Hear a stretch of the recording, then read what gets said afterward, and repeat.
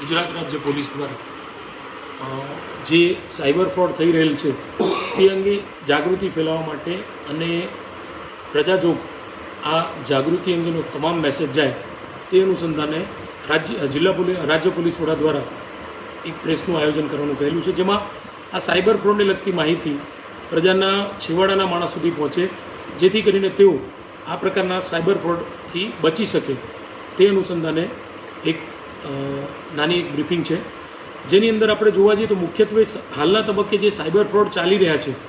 એમાં જુદા જુદા પ્રકારના જે સાયબર ફ્રોડ છે એ અસંખ્ય પ્રકારના છે, પણ તેના મુખ્ય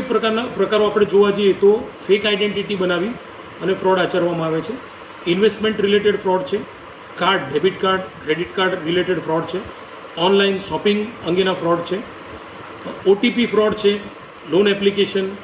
કોઈ લિંક મોકલીને ફ્રોડ કરવામાં આવતા હોય છે, જોબ ઓફર કરીને કોઈ ફ્રોડ કરવામાં આવતા હોય છે, બુકિંગ કરવા માટેની જે એપ્લિકેશન્સ છે એ અનુસંધાનેના ફ્રોડ છે,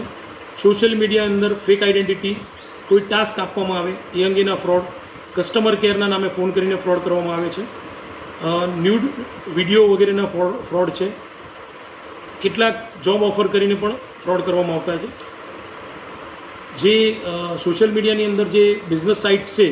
એને લગતા ફ્રોડ છે, કોઈ ગિફ્ટ, લોટરી કે ટૂર્સ એન્ડ ટ્રાવેલ્સ વગેરેના ફ્રોડ છે,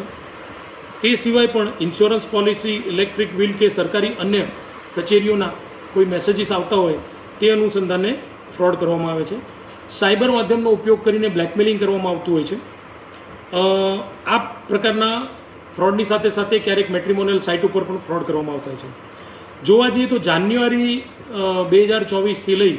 અને મે 2024 સુધીના આ પ્રકારના ફ્રોડની લગભગ 53,280 જેટલી કમ્પ્લેન નોંધવામાં આવે છે કે એ રીતનું કમ્પ્લેન અંગેની ફરિયાદો મળેલી છે, અને ટોટલ જોવા જઈએ તો 504 કરોડ રૂપિયા જેટલી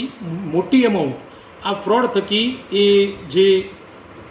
લોકો છેતરપિંડી કે ચીટિંગ કરતા હોય છે તે લોકોએ આ લોકોના પાસેથી સેરવી લીધેલી છે. હવે આ પ્રકારની જે સાયબર ફ્રોડ થઈ રહેલા છે અને એનું પ્રમાણ દિવસો દિવસ વધતું જાય છે. મુખ્યત્વે જે આ પ્રકારની ફ્રોડ જે થાય છે તો એ ફ્રોડ રોકવા માટે આપણે શું કરી શકીએ? તો જો પ્રજાને આ બાબતની જાણકારી હોય તો એ જાણકારીના માધ્યમથી આ પ્રકારના ફ્રોડને આપણે અટકાવી શકીએ છીએ. મુખ્યત્વે જે ફ્રોડ થતા હોય છે એ ફ્રોડની અંદર આપણે આમ જોવા જઈએ તો માનવ સ્વભાવની જે પ્રકૃતિ છે, લોભ અને લાલચ, આ લોભ અને લાલચનો ઉપયોગ કરી અને આ ફ્રોડ કરવાવાળા લોકો એ લોકોની પૈસા, એમની મિલકતો સેરવી લે છે. તો પ્રજાએ એક વસ્તુ ખાસ ધ્યાનમાં રાખવાની જરૂર છે કે કોઈ પણ વસ્તુ કે જે સરળતાથી તમને જ્યારે કોઈ પ્રલોભન આપવામાં આવે છે કે કોઈ ઇન્વેસ્ટમેન્ટની સ્કીમો બતાવવામાં આવે છે, બેંકની અંદર ઇન્વેસ્ટમેન્ટ કરો એના કરતાં વધુ ઇન્ટરેસ્ટ મળશે, કે કોઈ સ્ટોક માર્કેટ ઇન્વેસ્ટમેન્ટ કરશો, કે પછી કોઈ પણ પ્રકારના લિંક મોકલી અને એની અંદરથી સ્ટેજ બાય સ્ટેજ તમારી પાસે ઇન્વેસ્ટમેન્ટ કરવામાં આવે છે, આવા કોઈપણ માધ્યમમાં જો તમને જરાક પણ ગંધ આવે કે આ એક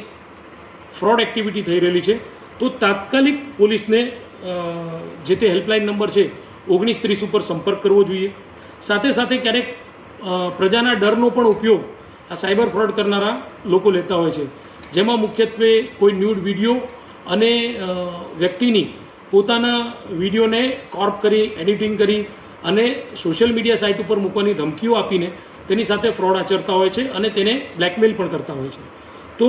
જો પ્રજામાં જાગૃતિ હોય, આવા કોઈપણ પ્રકારના શંકાસ્પદ મેસેજીસ મળે કે કોઈપણ પ્રકારની શંકાસ્પદ લિંક મળે અને અજાણી લિંક છે એને તો ક્યારેય ક્લિક ન કરવી જોઈએ. તે સિવાય જો આવા શંકાસ્પદ મેસેજીસ મળે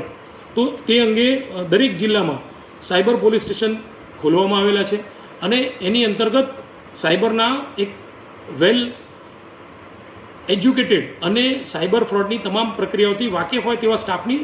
નિમણૂક કરવામાં આવેલી છે. તો આવા કોઈપણ પ્રકારના શંકાસ્પદ મેસેજીસ, લિંક, વિડીયોઝ કે અન્ય કોઈપણ માહિતી તમને જો લાગતી હોય કે જે કોલ, કોઈપણ માહિતી એવી લાગતી હોય કે આની અંદરથી ફ્રોડ થઈ શકે છે તો તમામે તાત્કાલિક સાયબર પોલીસ સ્ટેશનનો સંપર્ક કરવો જોઈએ. અથવા તો જો કોઈની સાથે ફ્રોડ થયેલ હોય તો ફ્રોડ થયા બાદ ખબર પડે તો તાત્કાલિક એક હેલ્પલાઇન નંબર છે 1930 આ નંબર ઉપર કોલ કરી અને પોતાની સાથે બનેલ બનાવ અંગે જ તાત્કાલિક માહિતી આપવાની રહેશે. આવા કિસ્સાની અંદર જો પોલીસ તાત્કાલ માહિતી મળેલી હશે અને પોલીસ પ્રોએક્ટિવલી કામ કરશે તો જેના પરિણામે થયેલી ફ્રોડની રકમ પરત મેળવવાના ચાન્સીસ પણ વધી જાય છે. પરંતુ મુખ્યત્વે લોકોની અંદર આ અવેરનેસ નથી હોતી કે હેલ્પલાઇન નંબર ઉપર પણ આપણે આ અંગેની માહિતી આપવી જોઈએ. તો આ હેલ્પલાઇન નંબરનો દરેક વ્યક્તિએ પોતાના ગ્રુપમાં, સર્કલમાં, સોશિયલ મીડિયા, વોટ્સએપના જે માધ્યમથી પોતાના તમામ મિત્રો સુધી આ 1930 નંબર જે હેલ્પલાઇન નંબર છે એનો વિશાળ અર્થમાં ફેલાવો કરવો જોઈએ અને કોઈ પણ અજાણી જગ્યાએ આપણો ફોન ચાર્જિંગમાં મૂકવો નહીં. આપણો ફોન ચોરાવી જાય તો તમામ યુઝર આઈડી, પાસવર્ડ્સ ચેન્જ કરી દેવા જોઈએ અને ક્યાંય પણ જ્યારે આપણો કોઈ પણ સામાન ખોવાય છે તો જે વસ્તુનો ડિજિટલ મોડથી ઉપયોગ થઈ શકતો હોય તેવી તમામ વસ્તુઓને સંબંધિત વિભાગને જાણ કરવી જોઈએ, બેંક્સને જાણ કરવી જોઈએ અથવા તો આપણા પોતાના જો નેટ બેન્કિંગ આપણે યુઝ કરતા હોય તો એ તમામ જગ્યાએ આપણા યુઝર આઈડી, પાસવર્ડ ચેન્જ કરી દેવા જોઈએ. દરેક બેંક્સની પણ પોતાની હેલ્પલાઇન હોય છે. એના નંબર તમારા જે ક્રેડિટ કાર્ડ હોય છે કે ડેબિટ કાર્ડ હોય છે એની પાછળ લખેલો હોય છે. તો આ અંગે પણ જો આપણામાં જાગૃતિ હોય તો આપણે તાત્કાલિક કોઈ ફ્રોડ થયેથી સંબંધિત બેંકના જે તે વિભાગને પણ ટ્રાન્ઝેક્શન અટકાવવા માટે આપણે કહી શકીએ છીએ. મુખ્યત્વે જો લોકો જાગૃત રહેશે તો આવા પ્રકારે સાયબર ફ્રોડ કરનારાને આપણે અટકાવી શકીશું. ગુજરાત પોલીસ